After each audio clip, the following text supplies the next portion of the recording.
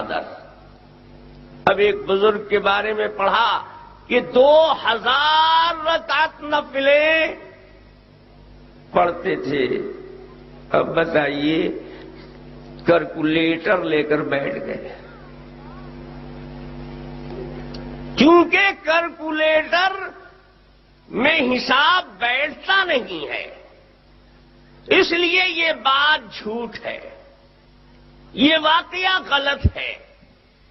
Calculator بھرایا تو ایک رکعت کے لیے کم سے کم 1 منٹ، ماشاءاللہ کم سے کم 1 منٹ۔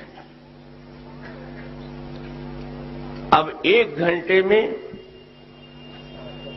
60 رکعت بنی، اب پھر 24 گھنٹے میں انہوں نے حساب لگایا تو کیلکولیٹر نے بتایا کہ 15 یا 1600 سے زیادہ رکعت بن نہیں پائے گی کسی حال میں۔ اب یہ بھی بنے گی کب؟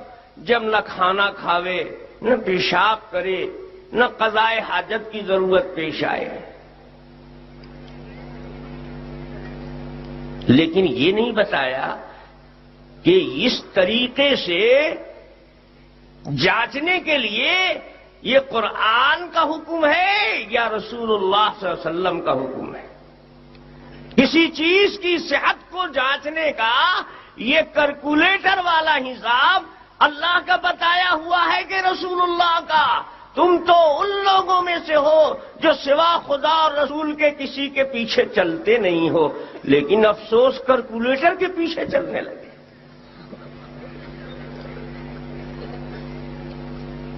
اگر آپ کی منطق سے کیلکولیٹر سے کسی چیز کا صحیح ہونا اور غلط ہونا صحیح جانچا جا سکتا ہے تو مجھے کہنے دیجئے کہ یہی کیلکولیٹر آپ آقائے دو جہاں سروری کائنات جناب محمد الرسول اللہ صلی اللہ علیہ وسلم پر بھڑا دیجئے۔ اللہ تعالیٰ کہتا ہے سبحان الذی اسری بعبدہ لیلا من المسجد الحرام الی المسجد الاقصی الذی بارکنا حولہ۔ رات کے بڑے تھوڑے حصے میں اللہ اپنے عبد خاص کو لے گیا مسجد حرام سے مسجد اقصی، اور وہاں سے پھر کہاں؟ آپ کو بھی معلوم ہے پوری رات نہیں خرچ ہوئی اس سفر میں، اور سفر کہاں کا ہوا؟ فرش سے عرش تک کا ہوا، 7 آسمان سے اوپر۔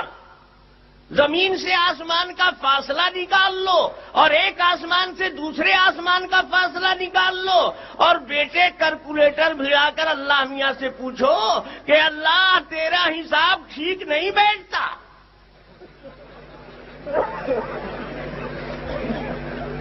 اس لیے تیرا کلام غلط ہے۔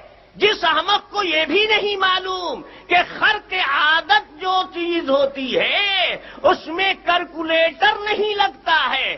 اگر کیلکولیٹر لگا کر معجزات اور کرامات کو پرکھا جائے تو صرف یہ واقعات ہی غلط نہیں ہوں گے، پھر قرآن بھی ہوا میں اڑ جائے گا، حدیثیں بھی لاپتہ ہو جائیں گی۔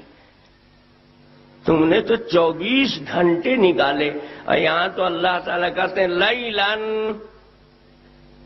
یہ بھی نہیں بتایا کہ رات میں سے کتنا، آدھی رات یا اس سے بھی کم یا اس سے بھی کم، بلکہ بتانے والے تو بتا رہے ہیں کہ آپ واپس آ گئے بیت المقدس سے بھی اور 7 آسمانوں کی سیر کر کے بھی، اور آیات کبریٰ کا مشاہدہ کر کے بھی، اور عرش سے بھی، اور جنت اور نار کی بھی سیر کر کے، اور آپ تشریف لائے ہیں تو ابھی بستر کی حرارت بھی ختم نہیں ہوئی ہے اور زنجیر بھی ہل رہی ہے۔ یہاں تو ایسا لگتا ہے کہ تمہارے کیلکولیٹر والے حساب سے گھنٹہ بھی نہیں گزرا ہے، 1 گھنٹہ نہیں گزرا، اور میرے آقا سرور کائنات جناب محمد الرسول اللہ صلی اللہ علیہ وسلم لاکھوں لاکھوں لاکھوں میل سے گھوم کر چلے آئے۔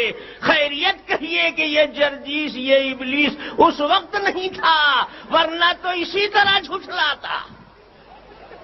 ابو جہل کو کیسے تو یہ ابلیس ملا نہیں، ورنہ کیلکولیٹر بھڑاتا ہوا۔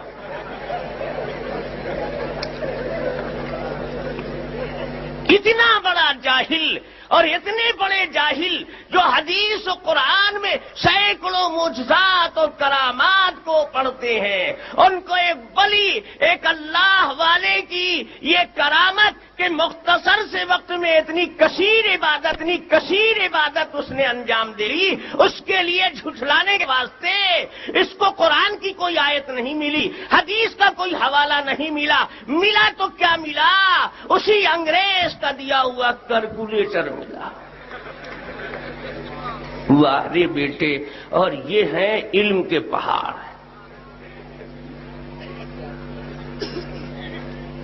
سوچئے جن کا مبلغ علم یہ ہے، جن کے بنائے ہوئے اصول سے قرآن غلط ہو سکتا ہے، اللہ کے نبی کا معجزہ جھوٹا ہو سکتا ہے، ہمیں کہنے دیجئے یہ اسی کی اولاد ہیں جنہوں نے اللہ کے حبیب کے خلاف پلان بنایا تھا اور کہا تھا کہ اے ابو بکر، اب تک تم مانتے آ رہے تھے لیکن میرا یقین ہے کہ اب جیسی بات وہ اگل رہے ہیں، میں شروع سے کہہ رہا تھا کہ مجنون و دیوانے ہیں، اب تم بھی کہو گے مجنون۔ کیلکولیٹرے والے تھے وہ لوگ، یہی حساب پھرا رہے تھے۔ بات اصل یہ ہے کہ ہیں اہل حدیث،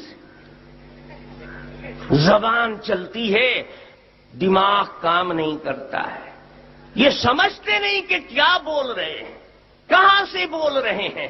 ارے تم حدیث والے تھے، تم کوئی حدیث پڑھتے اس کے خلاف کہ اس حدیث کی روشنی میں یہ واقعہ غلط ہے، تم قرآن کی کوئی آیت پڑھتے اور کہتے کہ اس قرآن کی آیت کی بنیاد پر یہ واقعہ غلط ہے، لیکن افسوس کہ حدیث و قرآن سب کو بالائے طاق رکھ دیا اور کیلکولیٹر کی تقلید کرنے لگے۔ وقت آتا ہے تو کیلکولیٹر کو امام مان لیتے ہیں، کمپیوٹر کو امام مان لیتے ہیں۔ کچھ سمجھ میں آتا نہیں آپ کو؟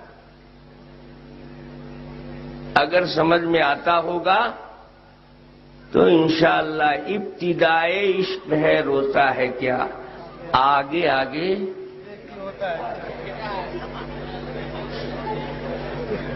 میں اس ابلیس کو کچھ نہیں کرتا، اس لیے کہ وہ تو جاہل مطلق ہے، بلکہ مطلق بھی نہیں مطلق ہے۔ کئی دن ہوا ہے کہ مئو کے غیر مقلدین کے ذمہ دار علماء کہہ رہے تھے جرجیس ہمارا کوئی ذمہ دار عالم نہیں ہے، اس لیے اس کے پیچھے ہم لوگ نہیں دوڑتے، تو وہ تو مطلق ہے نا۔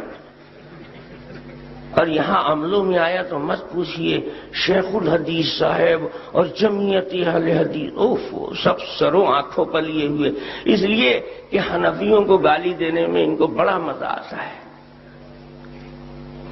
حدیث سنا رہے اور میری طرف اشارہ کر کے کہہ رہے تھے کہ میں نے یہ کہا تھا کہ عورتوں کو مسجد نہ بھیجا کرو، اور اگر بھیجنا ہی ہے تو اللہ کے حبیب نے تفریق نہیں کی ہے کہ فلاں مسجد میں تو بھیجو اور فلاں مسجد میں مت بھیجو، مسجدیں تو سب اللہ کی ہیں، حنفیوں کی مسجد میں بھی کچھ اپنی عورتوں کو بھیج دیا کرو۔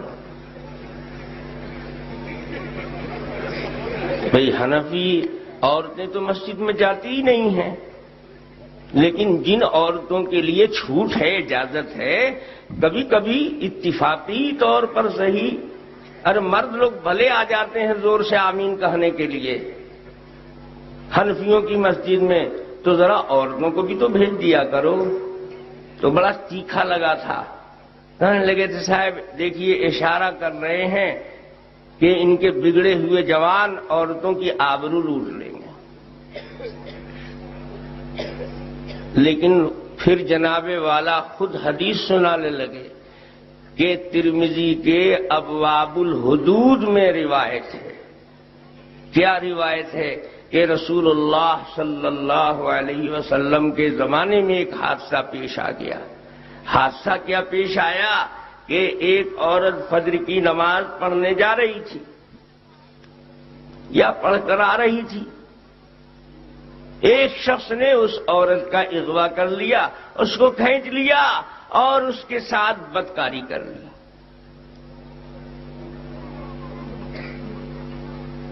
اب پھر اس پر تبصرہ دیکھیے کہ رسول اللہ صلی اللہ علیہ وسلم کے زمانے میں یہ حادثہ پیش آیا تو اللہ کے حبیب صلی اللہ علیہ وسلم نے اس کے بعد منع نہیں فرمایا کہ اس طرح کے واقعات ہو جاتے ہیں، خطرات ہیں مسجد میں عورتوں کے آنے میں، اس لیے اللہ کے حبیب نے نہیں روکا، اور روکا تو کنہوں نے، کس نے روکا؟ حنفیوں نے روکا، اور حدیث سنا کر اس سے استنباط کیا، کئی مسائل نکالے۔